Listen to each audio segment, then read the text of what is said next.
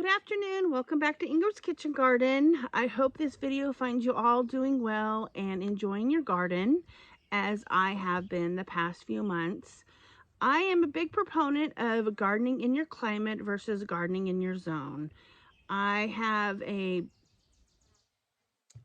just have a beef with people that are constantly talking about what you can plant in this zone, that zone. I find it very misleading, especially for beginner gardeners. I did a video about this earlier in the spring and late winter, and now is the time to start getting your seeds in for your fall and late winter garden. And so I thought I would do a recap on that video, and maybe we can get into more detail with comments down below. Right now we're sitting in the beginning of July. It's July 6th. And I'm just getting ready to start planting my brassicas for the fall. But there still is some time to get a few warm summer crops in from seed. You can still plant some beans in my area. Our climate is very moderate. I have 202 total growing days in my season. I have approximately 90 of them left, so the season is a little bit more than half over for your summer crops. Now, I live on the coast, southern coast in Oregon, Pacific Northwest, and our summers really don't start until like the 1st of June. Lots of people get excited, and I've seen nurseries, they have get starts in and they have their tomatoes out. As a matter of fact, I went to a nursery this year, and in the springtime they had a bunch of their warm crops outside, and they were frostbit, and they were still trying to sell them. I even brought it to their attention.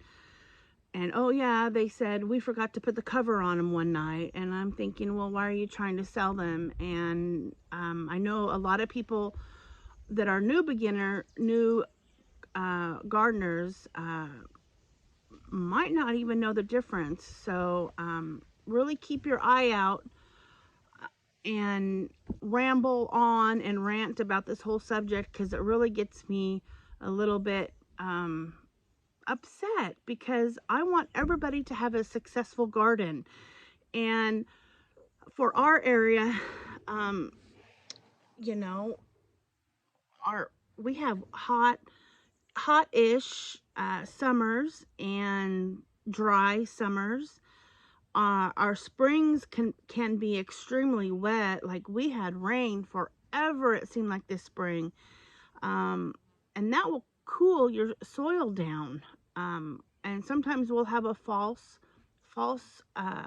spring, and we also get some wind, and wind will cool your ground down. That's why it's very important, if you can get some grass mulch, give your plants a good watering, and then put some grass mulch or straw down, preferably organic.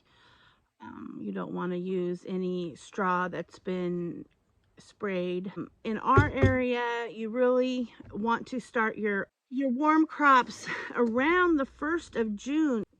I guess it would be your first clear frost date is in April, but it's absolutely too early to start planting any of your warm crops then. So you really want to wait until about the 1st of June to even plant beans or any sort of a squash or tomatoes outside, unless you have a high tunnel or a greenhouse. And most people around here start your tomatoes and such indoors and then put them out. This year I had a hard time getting a lot of that done myself, so I did purchase some. Next year I have a different game plan. So what I'm really trying to get at is just really pay attention to your area and only plant to your climate and not to your zone. I really find that that's a better approach to gardening, And so I hope you all have a wonderful day, and thank you for tuning in. If you don't mind, please like, subscribe, and share, and bye for now.